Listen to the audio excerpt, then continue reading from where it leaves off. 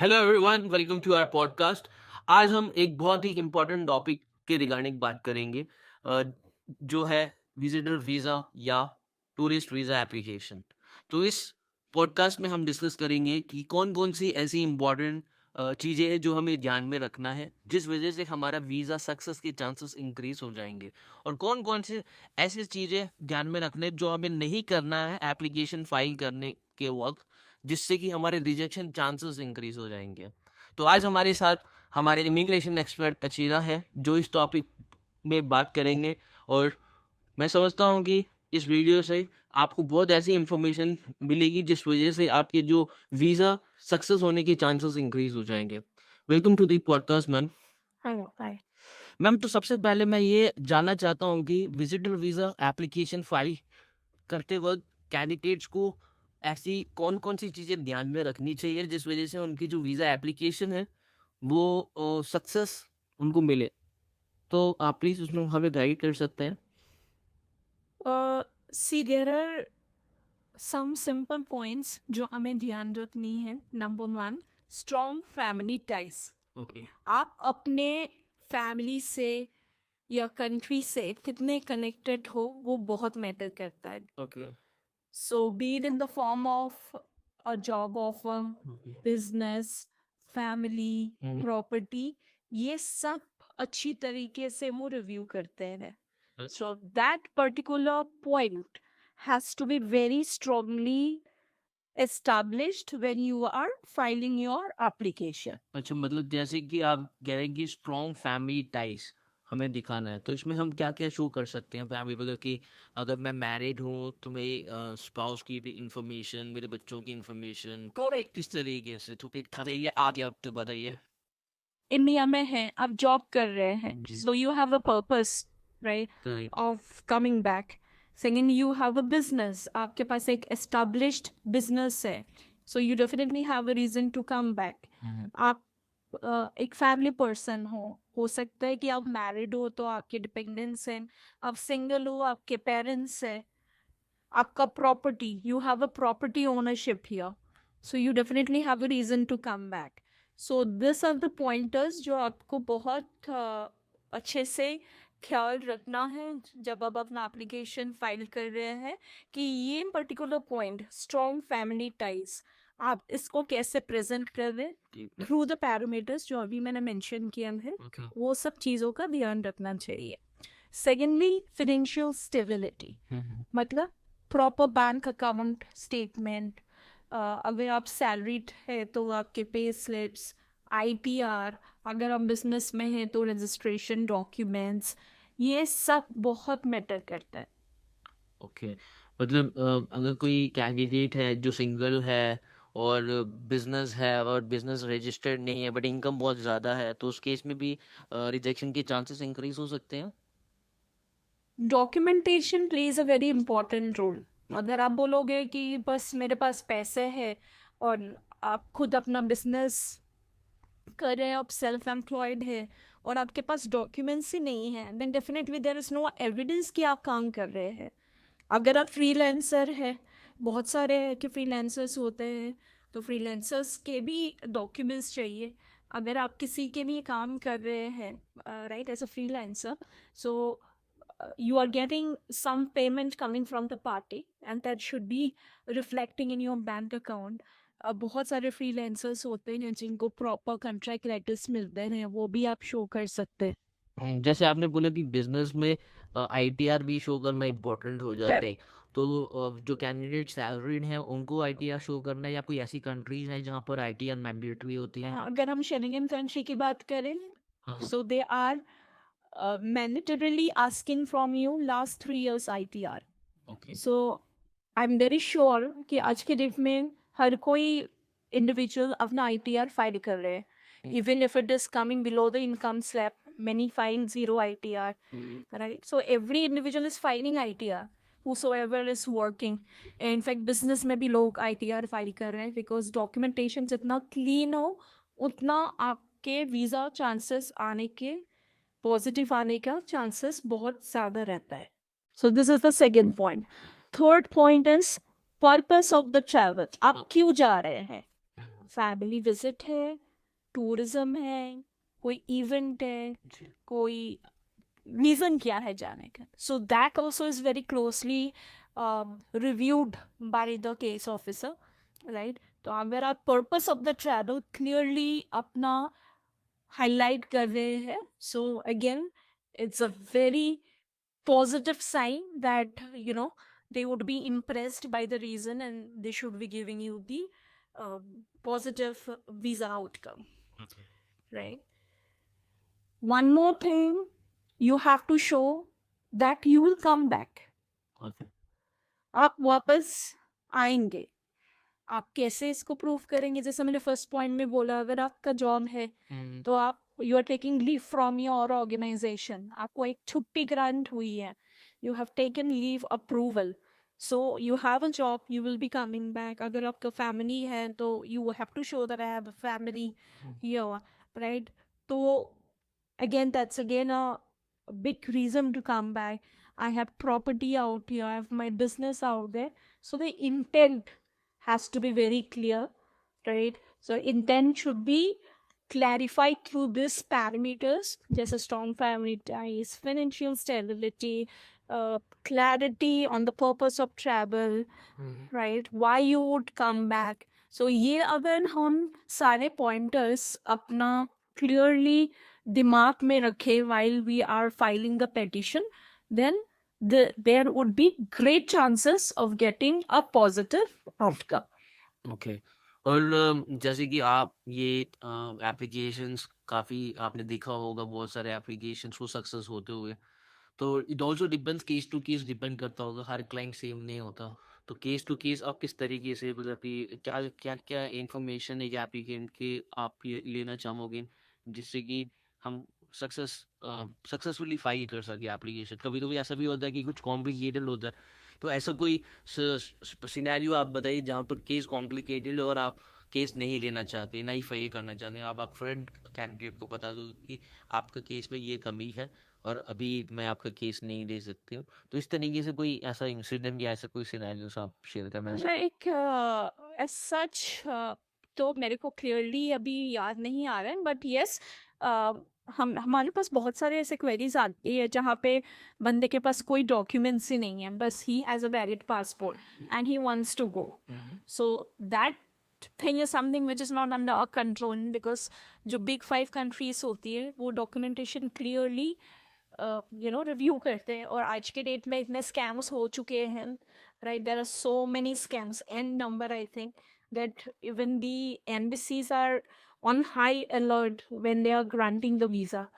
So we would never advise anyone कि हाँ करवा देंगे, we would get it done. अगर आपके पास कोई डॉक्यूमेंट, हाँ, we can definitely give you the guidelines. आपको क्या क्या डॉक्यूमेंट्स अरेंज करके लाना है, ये डॉक्यूमेंट्स चाहिए, because we do a very kind of personalized documentation. So how you can make your job offer strong, how can you prove that you are having a business, right. हम financially आप कैसे clean रख सकते हैं, because ऐसा नहीं होना चाहिए कि अचानक से ह्यूज डिपॉजिट आ गया आपके अकाउंट में, right. Because the financial transaction has to be very regular in your account. It cannot be like you had merely maybe 10,000 and one fine day you got 7 lakhs deposited with no transaction. Or it is correct. The financially clean कैसा रहना है, right. We are going to draft the cover letter. Itinerary is something which is really very important. आप itinerary को कैसे present कर रहे हो? आपके पास कोई itinerary नहीं है कि आप उधर जाके करोगे क्या? What are you going to do? Right. So we are going to assist them with the itinerary as well, how to plan the itinerary, right. Because these are the factors which can either make or break in terms of either getting the visa or getting a negative outcome. Correct, correct. I have seen lot of candidates calling us, तो वो कहते हैं कि उनके पास कोई documents नहीं है, आप मेरा केस ले लो और फाइल करो। क्योंकि मार्केट में बहुत सारे ऐसे कंसल्टेंसी है जो सीधा सीधा विदाउट डॉक्यूमेंटेशन लेके फाइल कर देते हैं। तो इस तरीके का कुछ इस पे आप कुछ कमेंट करना चाहेंगे? विदाउट डॉक्यूमेंट्स तो कोई फाइल ही कर पाएगा, because there is always a customise checklist of documents for every country. Might be there are few countries जिनका डॉक्यूमेंटेशन बहुत सिंपल होता है, वो इतना एक्सटेंसिव नहीं करते. लेकिन अगर हम बिग 5 कंट्रीज की बात करें, जैसे कनाडा हो गया, UK, Schengen, US, right, Australia, so you cannot really skip any of the documents which is mentioned on the website firstly. And कोई भी अगर कोई कमिट कर रहा है कि हम करेंगे, मतलब they are forging the documents which the you know the client is at high risk, because there are always very very high probabilities that those forged documents that has been submitted will be caught for sure. अभी नहीं, अगर चलो by chance आपका visa आ भी जाता है, what assurance do you have that you would not be caught when you are at the immigration checkpoint? Correct correct, क्योंकि जो कंसल्टेंसी ऐसा कर रही है उनके लिए तो वो केस है, बट जो एप्लीकेशन दे रहे हैं तो उनके लिए आने वाले टाइम पे बैन भी हो सकते हैं. Definitely, because you have to ensure that getting a visa rejection is okay, but getting a visa rejection on the basis of misrepresentation is a crime in immigration. Alright, thank you. और मैं ये जानना चाहता हूँ जैसे कि ma'am कि ये जो बिग 5 कंट्रीज हैं, इनमें कौन कौन सी कंट्रीज में अपॉइंटमेंट लेके इंटरव्यू में जाना होता है, या कौन कौन सी कंट्री है जो ऑनलाइन का हमें फाइल करना है? ऑनलाइन तो सारी होती है, but basically interview, if we talk about, it is only US as of now, okay. right? And biometrics के लिए होता है Canada. अगर if you're flying for the first time, there's a biometric which is required, for which you have to get the slot. Likewise, Schengen countries के लिए भी आपको biometric की requirement होती है, but there is no formal interview as such. So only the country where a proper formal interview happens is US. Alright, तो अभी तक हमने ये बात करी कि मतलब क्या क्या चीज़ें हमें करनी चाहिए जिससे कि हमारे केसेस स्ट्रॉन्ग हो सकते हैं. बहुत सारे सिनेरियोज डिस्कस करें. अब कुछ ऐसे पॉइंट्स बताइए मैम जिस जो हमें नहीं करना चाहिए, मतलब कि अगर वो करते हैं तो उससे रिजेक्शन होने के चांसेस इंक्रीज हो जाते हैं. ऐसे कुछ रेड फ्लैग्स आप बता सकें, जो एक दो.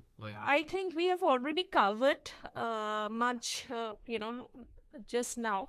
As mentioned कि डॉक्यूमेंटेशन नहीं है तो आप एटलीस्ट बिग 5 कंट्रीज में अप्लाई मत कीजिएगा.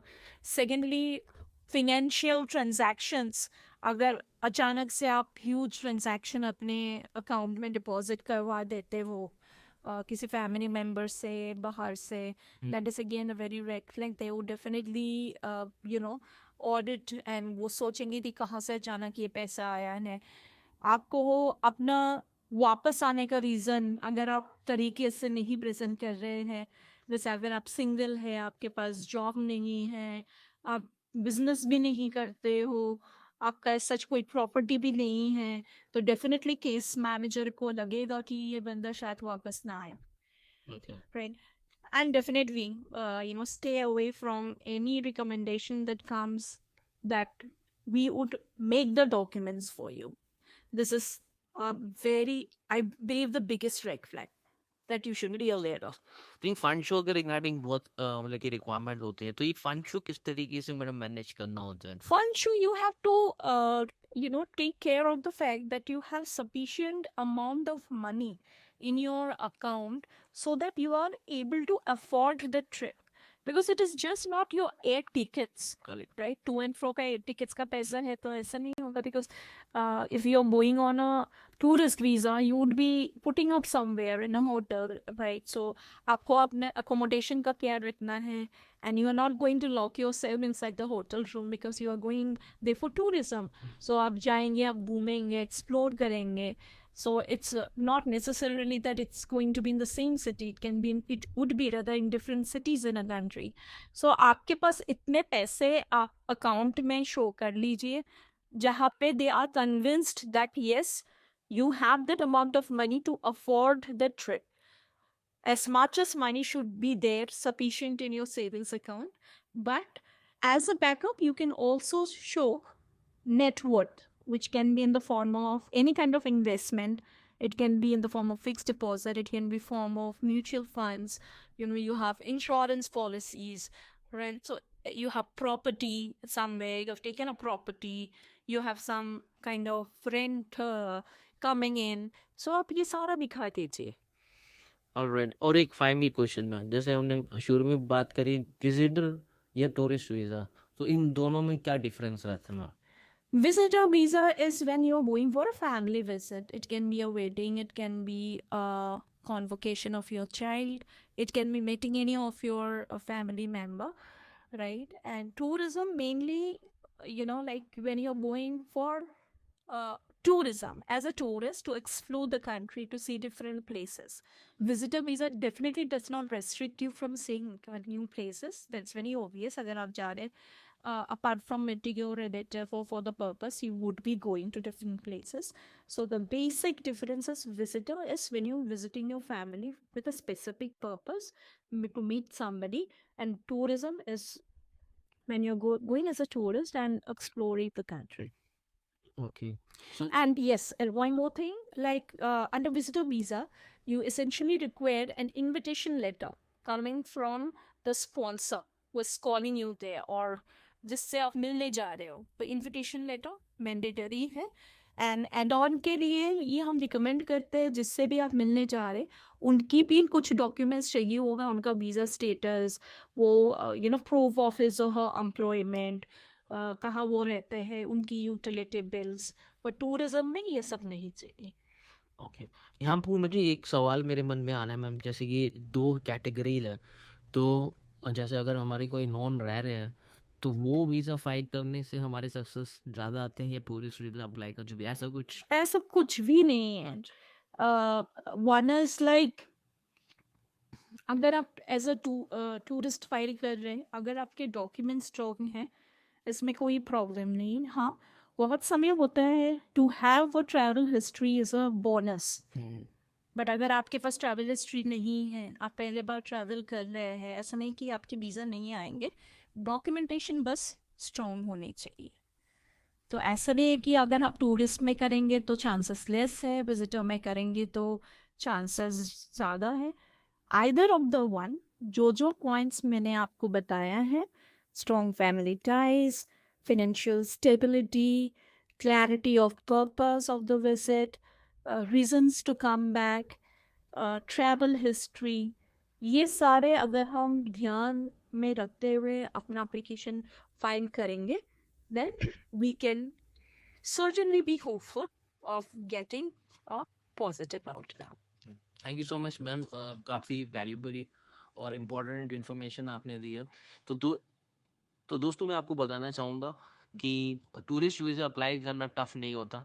केवल आपको ध्यान रखना है स्ट्रॉन्ग डॉक्यूमेंटेशन, राइट डॉक्यूमेंटेशन, और आपका इंटेंशन सही होना चाहिए कि आपका पर्पस क्या है जाने का, और एक स्ट्रॉन्ग इंटेंट होना चाहिए कि आप वापस आएंगे, तो डेफिनेटली वीज़ा के सक्सेस इंक्रीज हो जाएंगे.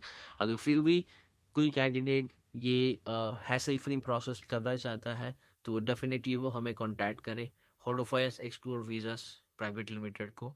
हमारे एक्सपर्ट आपको डेफिनेटली गाइड करेंगे. Thank you so much.